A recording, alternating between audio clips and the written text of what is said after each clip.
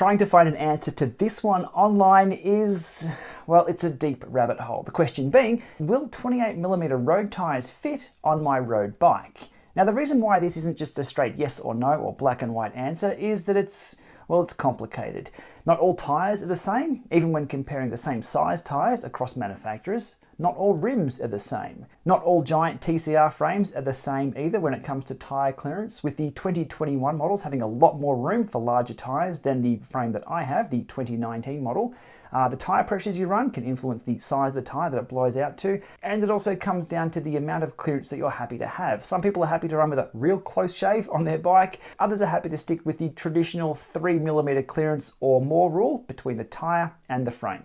As I said, it's complicated. So in today's video, we will find out if I can mount 28mm Continental GP5000 clinchers on my 2019 Giant TCR disc medium-sized frame across 3 wheel sets. Those wheel sets being the Hunt Aero 4050s, which I'm running at the moment. They have an internal rim width of 19mm. I'll then swap on the original wheel set, the Giant SLR ones with a 17mm internal width, and install the tyres and see if they fit. And as a bonus round, I have a set of Roval C38s that have a 21mm internal track, quite wide. We'll see if they fit with 2 different sets of tyres. The end goal today is for me to switch up to 28mm tyres and keep everything else exactly the same. The roads around here aren't getting any smoother, and you'll see that in just a moment. But I also do some extra measuring with those additional wheel sets out of interest's sake. Okay, let's get to it. First, to measure the current tyres that are on the bike, which are the GP5000 25mm Clincher. They come in at 26.77mm wide, and height on the rear rim comes in at 73.81mm. Clearance-wise, I'm not going to use a ruler. It's too hard to get that. I'm going to use my Allen key set, which is a pretty raw way of doing it, but it works very, very well. So here I have the 4mm Allen key, and you can see here plenty of room around the fork on the side and on the top. You can see here passing through pretty easily. As I said, it's not the most perfect measuring tool, but it works just fine. In the back here, you could drive a truck through that gap. No problems with clearance there whatsoever. I believe that's the 8mm wrench. And in the back here, I believe this is where it's going to be most problematic today. We have a 5mm. Not quite fitting in here with a 5mm. Switching over to a 4. And there we go, straight through. So 4mm of clearance through the back, and no problems with the seat tube either. Lots of room there with the 25mm tyre. Closer look here with the 4mm passing by. And we don't want that too much closer than 3mm, because it could possibly rub against the frame. Okay, over to the GP5000 28mm tyres. Let's get these on the scales after we remove the unnecessary packaging. These tipping the scales at 235 gram, which I believe is a little under spec.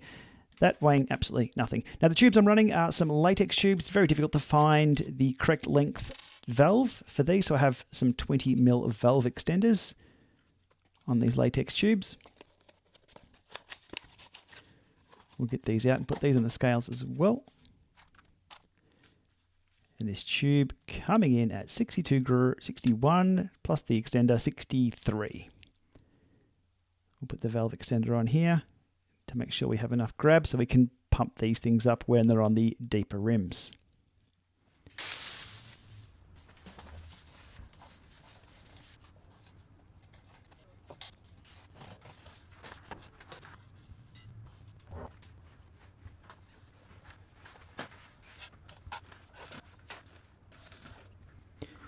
Okay, off with the old. Well, not quite old. They still have a lot of life left in them. And on with the new, the 28mm GP5000s with latex tubes, being very careful not to pinch a latex tube during the installation. It's a very expensive mistake to make.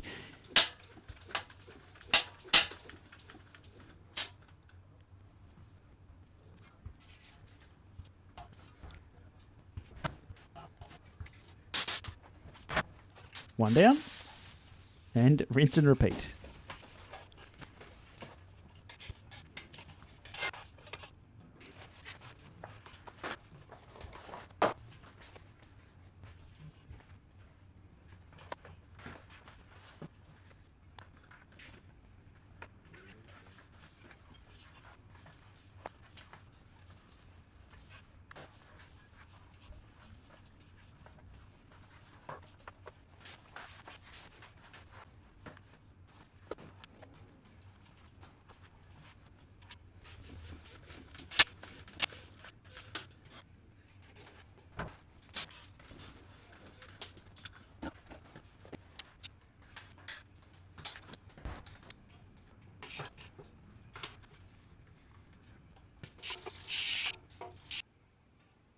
Okay, these on first install come in at 27.97mm wide on the Hunt 19mm internals, and height-wise coming in at 75.29. Now I will remeasure these after the first ride because things do change. Checking the clearance with the 4mm. We have 4mm of clearance on the top of the fork here, and the 3mm across the side. No problems at all there, so that's a good sign. At the back here with the 3mm, I can move that through there easily, and plenty of room here too. So all signs are looking good. Up the back, as always, you could still fit a truck through there. Lots and lots of room on this bike. Okay, then it was out to the open road and making the most of a 30 to 40k an hour tailwind to snipe a local comm here. This comm was around a minute 56 or so. We shaved a few seconds off that. I won't attribute that to the new tyres. I'll definitely attribute that to the wind, which was quite epic on this day. But hey, a win is a win. And surprise, surprise, they have just resurfaced one of my favourite training roads. So it's quite rough and an excellent time to switch over to 28mm tyres. Now, I'll do an instant replay here where you will see some tar stones flick up there and there. Those things are not what you want to be caught between your tyre and your frame, scratching everything up. So this is a superb test. And then I got stuck in roadworks here for about 15 minutes. But you can see the surface there looking very, very rough. Good excuse to switch to fatter tyres. Now, after the ride, I did a remeasure, and lo and behold, we blew out a little bit. So 28.26 on the rear, 75.54. So a little bit taller and a little bit wider after the first ride of bedding in, so to speak. Remeasure, still no problems at all between the seat tube and the tyre. Passes the 3mm test there at the back. That's all good. And in the fork, again, no problems at all, passing through the 3mm key. Now, a bit of inspection on the frame post that ride on the tarred section of stones flying everywhere, looking for stones to get caught and scratching the frame, and everything is pristine. So no frame rub, obviously, and no stones getting caught between the tyre and the frame. Chainstays, all looking good. There will be telltale signs of rub there if the wheels are too flexy or your tyres are too wide. So after about an hour ride or so, with those new tyres, everything is looking good. Okay, so I'm happy with that result. I can run 28mm GP5000 clinchers on that Hunt wheel set that I have on the Giant TCR. And that's a good thing because you saw the road surface being pretty rough there in the footage. Now, if you're running the original Giant SLR1 wheel set, which is probably most likely the case if you have this bike, do the 28mm GP5000s fit on that wheel set? And the answer is yes, they do.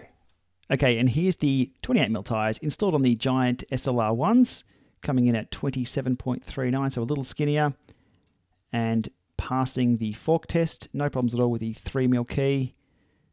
Seat tube, plenty of room, and the chainstays, not a problem at all. So the original wheel set that came with the bike with the 28mm tyres, it's a go. Now, a quick side note for those riding in the Pro Tour or those who treat the Saturday bunch ride like a one-day classic where marginal gains are more important than life itself.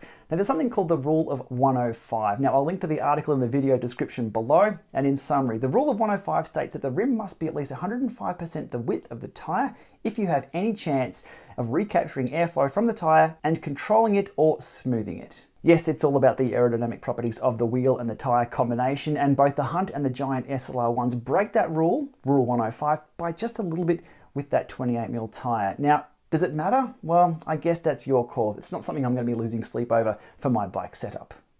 Okay, now onto the bonus round, the Roval C38 wheel set. These are on another bike that we have in the Lama Garage. They come in at 38mm deep and 21mm internal width, so they are quite wide. The external on these comes in at 26.6, so yes, Rule 105 is broken again.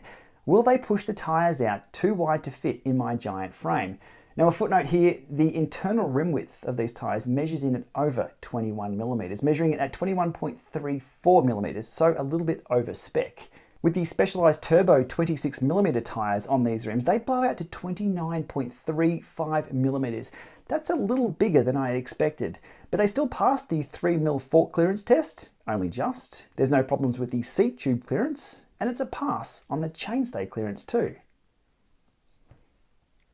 So that's a pass on the C38s with those 26mm tyres that were already on those wheels. So the checklist so far, we have the Hunt rims, 19mm internal, with the 25mm GP5000 clinchers, that's a tick. The Hunt rims, 19mm internal, with the GP5000 28mm clinchers, that's a tick. The Giant SLR rims, the original rims that came with the bike, 17mm internal track, with the GP5000 28mm clinchers, that's a tick. The Roval C38 rims with the huge 21, well a little bit over 21 internal, with the specialised turbos, the 26mm clinchers that measured quite wide, that's a tick. But I guess you're asking, what happens when we put the GP5000 28mm tyres on those Roval wheels? Surely they're going to blow out way too big. Apparently not. So here's the surprise of the day. The 28mm tyres on the 21 internals only push out to 29.43, very similar size to that of the 26mm. They passed the fork test here with the 3mm. They passed the seat tube test, again with my magic 3mm hex key. All good through there. And this combination passes the chainstay test too. It's pretty tight, but it's still a pass in my books. Okay, so that makes it 5 from 5 on my checklist here. And as I said at the start of the video, it gets complicated, especially comparing different tyre sizes across different manufacturers. Who would have thought 26mm tyres measure almost exactly the same as 28mm tyres on the same rims? Interesting stuff. So if you're looking at upsizing the tyres on your frame for all the claim benefits of a more comfortable ride, possibly better rolling resistance depending on the roads that you ride, you'll need to do the legwork yourself. Frames made in the last 12 to 18 months usually have loads more clearance on earlier model frames, such as mine, the Giant TCR 2019. It was borderline there. That's why there's no clear information on this.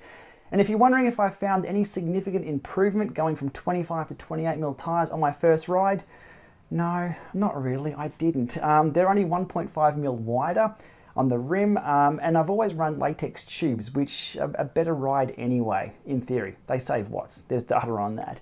I guess if you were switching from 23mm hard butyl tubes up to a 28mm tyre with latex tubes or a tubeless setup, you'll feel the difference a lot better. But having said that, there's no reason for me to switch back to the 25s. I'm going to keep rolling on those for the next few months. As you saw, those local roads aren't getting any smoother. A lot of people say online they've gone from 23s or 25s up to 28s and they will never ever go back. 28s gives them a far better experience. So I'm keen to hear your thoughts on this one. Let me know your frame type, your frame size, the wheel sets you're running, the internal width, and the type of tyres that you are running.